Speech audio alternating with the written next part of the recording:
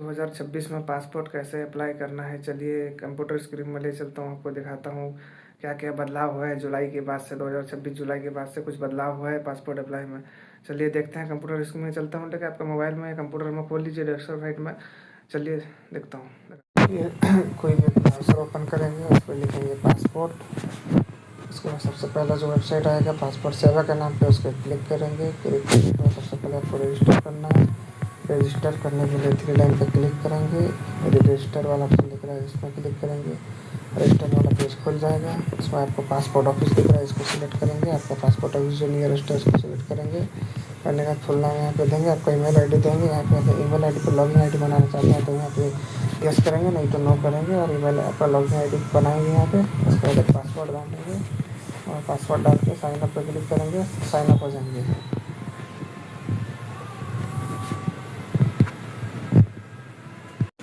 Sign up पे click करने के बाद आपको लॉगिन कर लेना है।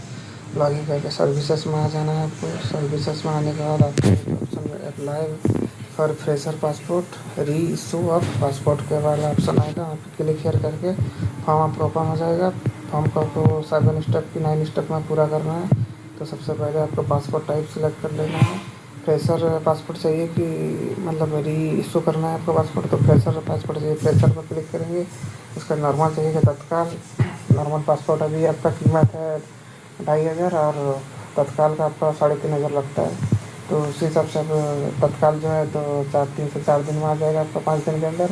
और जो है नॉर्मल जो है 10 से 15 दिन के अंदर आएगा। तो आपको यहाँ से नॉर्मल से कर लेना है। उसका पेज जो है 36 या 60 सिलेक्ट करेंगे। उसके बाद नेक्स्ट दबाएंगे। नेक्स्ट वाला पेज आपको खुल जाएगा। वहाँ पर एप्लीकेशन फॉर्म आपको ओपन हो जाएगा। यहाँ पे आपको पर्सनल डिटेल्स डालना है, अपना नाम डालना है जो सर्टिफिकेट में है, नाम लिखेंगे। उसका सरनाम लिखेंगे।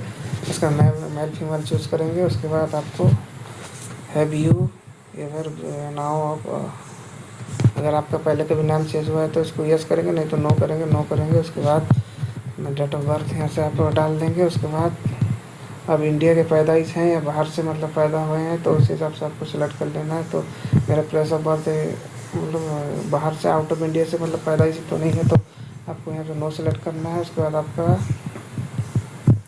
प्लेस ऑफ बर्थ सेलेक्ट करना है, कौन सा सिटी है। उसके बाद स्टेट सेलेक्ट करेंगे, डिस्ट्रिक्ट सेलेक्ट करेंगे। उसके बाद आप मेल मेरिट स्टेटस सेलेक्ट करेंगे। उसके बाद आपको सिटीजन्स सेलेक्ट करना है, सिटीजन्स ऑफ इंडिया, मतलब इंडिया का है या रेसिडेंस आप इधर रह रहे हैं या इधर ही जन्म पैदाइश हैं, तो बर्थ सेलेक्ट करेंगे।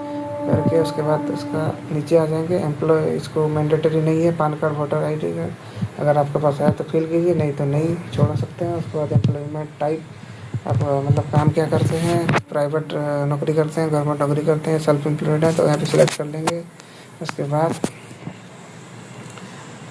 In case of your parent, अगर आप माइनर हैं तो आपको यहाँ पे यस सेलेक्ट करना है। आपका पेरेंट का फॉर्म फिलअप करना है तो यस सेलेक्ट करना है, नहीं तो नो करेंगे। आगे बढ़ेंगे। आपका क्वालिफिकेशन क्या है इसको सिलेक्ट करेंगे।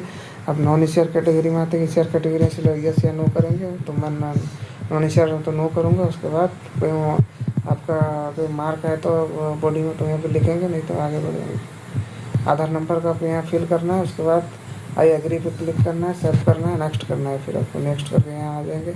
उसके बाद आपको यहाँ पे फैमिली डिटेल्स देना है। तो आपका फादर्स नाम यहाँ लिखेंगे, फादर सरनाम यहाँ लिखेंगे। उसके बाद मदर्स नाम लिखेंगे, मदर सरनाम लिखेंगे। उसके बाद आप इसको गार्डियन मतलब गार्डियन किसको रखना चाहते हैं तो उसे गार्जियन नेम जरा लिख देंगे।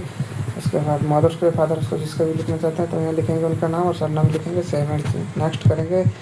फिर इस वाला पेज में आ जाएंगे। इसमें आपको आपका परमानेंट एड्रेस, रेसिडेंशियल एड्रेस यहाँ देना पड़ता है, तो आपका नो करेंगे। उसके बाद आपको यहाँ पे एड्रेस भर देंगे। भरने के बाद अगर अगर दोनों एड्रेस परमानेंट और रेसिडेंशियल एड्रेस सेम है तो आपको नो करना है और सेव एंड नेक्स्ट करेंगे। नेक्स्ट करके आप यहाँ आ जाएंगे। यहाँ पे आपके इमरजेंसी कॉन्टैक्ट में जिसको कॉन्टैक्ट करना है उसका नाम यहाँ लिख देना है, उसका मोबाइल नंबर देना है, सेव एंड नेक्स्ट करना है। फिर इस वाला पेज खुलेगा। उसमें आप यहाँ पे आपको identity certificate and passport details आपको यहाँ लेना है। तो आपको have you held to identity certificate तो यहाँ पे कुछ डिटेल्स है, अपने हिसाब से उसको सिलेक्ट कर लीजिए, नहीं तो जैसा मैंने सिलेक्ट किया ऐसे कीजिए। उसके बाद नेक्स्ट कीजिए। उसके बाद आप ये वाला पेज खुलेगा, इसको आप सही से पढ़ लीजिए, पढ़ के अपने हिसाब से आप सिलेक्ट कर लीजिए। नहीं तो मैंने जो किया जैसे सिलेक्ट किया ऐसा करेंगे तो पूरा बिल्कुल सही रहेगा। तो सबको नो ही करना रहता है ज़्यादातर केस में। तो आप इसको सबको पढ़ लीजिए। उसके बाद 7 नेक्स्ट करेंगे, फिर ये वाला पेज खुलने लगेगा। ये वाला आपका पेज जितना फॉर्म भरे हैं उसका प्रीव्यू आ जाएगा। उसको देखेंगे, अगर सब सही है तो आप नेक्स्ट करेंगे, नहीं तो प्रीव्यू में जाकर भी कर सकते हैं। तो ऐसा आपका आने वाला है। तो फिर नेक्स्ट करेंगे तो आपका यहाँ पे आ जाएगा ये वाला पेज।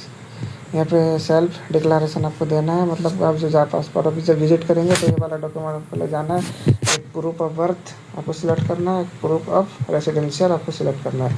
दोनों सिलेक्ट करेंगे, उसके टर्म्स का एक्सेप्ट करेंगे, उसको सबमिट फॉर्म करेंगे।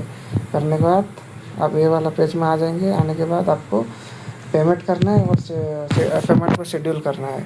करने के बाद वो वाला फॉर्म को आपको प्रिंट कर लेना है। प्रिंट करके जो फॉर्म इधर आप सिलेक्ट किए हैं उसको लेके आपको पासपोर्ट ऑफिस जाना है, और उसके साथ आपको फ़ोटो कॉपी भी ले लेना है, 2-3 फ़ोटो कॉपी भी ले लेना है।